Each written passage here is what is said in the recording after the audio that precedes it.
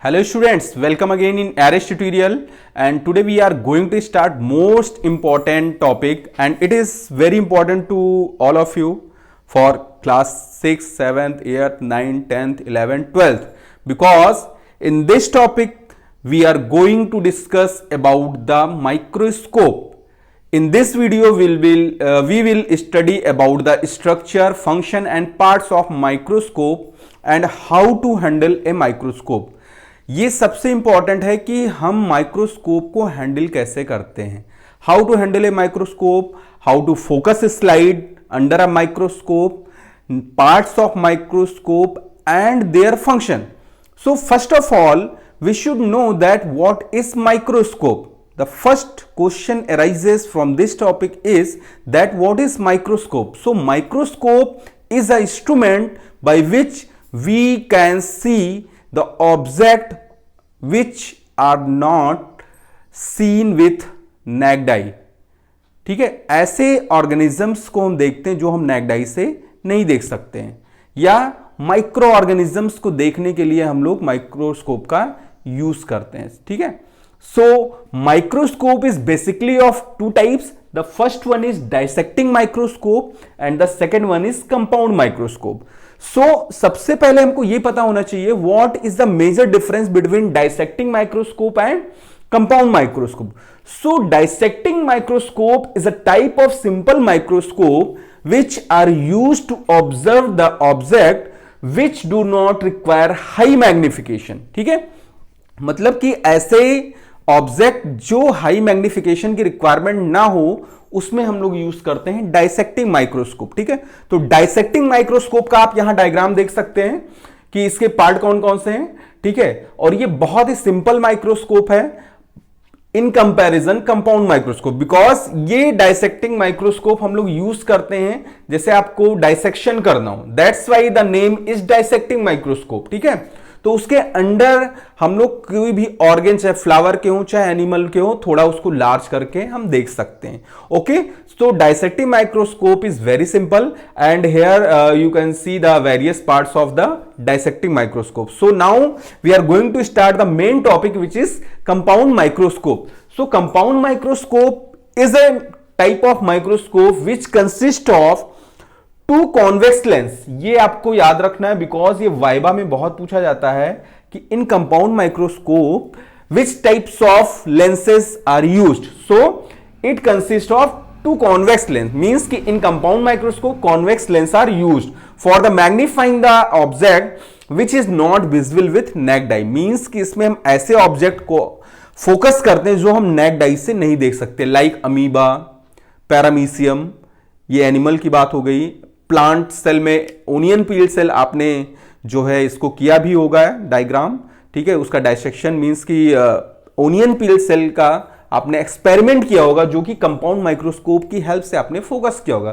So compound microscope has different parts, major parts which are as follows: base, foot, limb, pillar, arm, inclination joint, stage, diaphragm, body tube, coarse adjustment, fine adjustment and mirror. Here 10 parts I have written, जो कि मैं आपको अभी compound microscope में ये part कहां होता है वो मैं बताऊंगा. ठीक है, तो उससे पहले आप कंपाउंड माइक्रोस्कोप का एक डायग्राम यहां देख लीजिए जो कि आपको वेरियस पार्ट यहां मेंशन है, वो इस डायग्राम में बहुत इजीली आप देख सकते हैं. ठीक है, कि compound microscope has various part and I will tell you the function of each and every part of compound microscope. Okay? Okay students, so here we are going to discuss the various parts of microscope because in this video आपको हम microscope के बारे में detail study देना चाहते हैं कि ताकि आपको डिटेल पता रहे कि माइक्रोस्कोप क्या होता है. ठीक है, और उसके वेरियस पार्ट्स कौन कौन से हैं. सो यहां पे हमने जितने भी पार्ट्स लिखे हैं जो माइक्रोस्कोप के वेरियस पार्ट्स हैं, इस माइक्रोस्कोप में हम पूरे पार्ट्स को स्टडी करेंगे. कैसे एक हम लोग स्लाइड को फोकस करते हैं ये हम देखेंगे. ठीक है, तो सबसे पहले तो आप ये जानिए कि जो माइक्रोस्कोप आप बुक में या कहीं भी डायग्राम देखते हो वो आपको साइड व्यू दिखता है लाइक दिस. ओके, ये साइड व्यू दिखता है आपको. या इस तरह से साइड व्यू आप देखते हो। और इसमें कौन कौन से पार्ट हैं, ये पार्ट्स हमने यहां लिख दिए, एक एक पार्ट को हम लोग पढ़ेंगे। ओके, सो सबसे पहले तो एक क्वेश्चन में आपको यहां एक बहुत ही इंपॉर्टेंट इंफॉर्मेशन देना चाहता हूं कि how to handle a microscope. while handling a microscope you should take care of it, that how to handle a microscope। so सबसे पहले आप जानिए कि हम लोग माइक्रोस्कोप को हैंडल कैसे करते हैं। ओके, सो माइक्रोस्कोप को हैंडल करने के लिए ये यहाँ पे आर्म दिया हुआ है, ठीक है, इसको आर्म कहते हैं। हमेशा आर्म को हम लोग ग्रिप करते हैं। और ये नीचे फुट है जो कि अभी यहाँ मेंशन है, हम सारी चीजें बताएंगे। और यहाँ पे आप हाथ लगा के आप इस तरह से सपोर्ट करेंगे। और कभी भी माइक्रोस्कोप हैंडल करिए तो आपको इस तरह से हैंडल करना है। देखिए बहुत क्लियरली आप देख लीजिए, कभी भी while handling a microscope you should handle a microscope like this. Okay, so now we are going to discuss the parts of microscope। so the first point is base or you can say foot। तो ये microscope का base है, ठीक है, और foot कहते हैं, ठीक है। और यहां पे एक लिम्ब और पिलर दिया हुआ है जो कि इसको कहते हैं लिम्ब और पिलर। ओके, दिख रहा है आपको, बहुत क्लियर दिख रहा होगा कि लिम्ब और पिलर इसे कहते हैं, ठीक है। मैं आपको दिखा दे रहा हूं। और उसके बाद में नेक्स्ट आपका है arm. This portion is known as arm, इसको आर्म कहते हैं। इंक्लिनेशन ज्वाइंट, यहां पे ये इंक्लिनेशन ज्वाइंट है, देखिए ये जो ज्वाइंट है इसी को हम लोग बोलते हैं इंक्लिनेशन ज्वाइंट, बिकॉज इसकी हेल्प से आप माइक्रोस्कोप को इंक्लाइन कर सकते हैं लाइक दिस। ओके, अपने कंफर्ट के हिसाब से you can adjust the microscope for focusing a object, that's why this portion is known as inclination joint. Okay, now the next is stage. This one is known as stage, where you put a slide for focusing which is known as stage। ये stage है जहां पे आप slide रख के focus करते हैं। Okay, now the next one is diaphragm. देखिए डायाफ्राम बहुत इंपॉर्टेंट है, हो सकता हो आपको पता है कि नहीं, बट बहुत क्लियरली देखिएगा कि जब आप ये इंक्लाइन करते हैं, ओके, तो यहां पे एक स्ट्रक्चर है। देखिए मैं इसको मूव करा रहा हूं तो आपको दिख रहा होगा कि ये ओपन और क्लोज हो रहा है। तो डायाफ्राम जो है, देखिए ये इस वक्त ओपन है। ओके, सो अब इसको हम कर दे रहे हैं, ये क्लोज हो गया, ठीक है, ये देखिए। तो डायाफ्राम का फंक्शन क्या है, diaphragm like this. Okay, sorry, ये डायाफ्राम, ठीक है, आपको दिख रहा है। Diaphragm used for adjusting the intensity of light. Diaphragm क्या करता है, ये इंटेंसिटी ऑफ लाइट को एडजस्ट करता है। तो अकॉर्डिंग टू लाइट, कि ज्यादा लाइट चाहिए कम लाइट चाहिए, हम डायफ्राम की हेल्प से लाइट को एडजस्ट कर सकते हैं। Okay, now the next one is body tube. This one is known as body tube, इसको बॉडी ट्यूब कहते हैं, ठीक है। अब उसके बाद में नेक्स्ट है coarse adjustment and fine adjustment. So here two knobs are there, ठीक है, एक बड़ा नॉब लगा होता है, एक छोटा नॉब लगा हुआ है।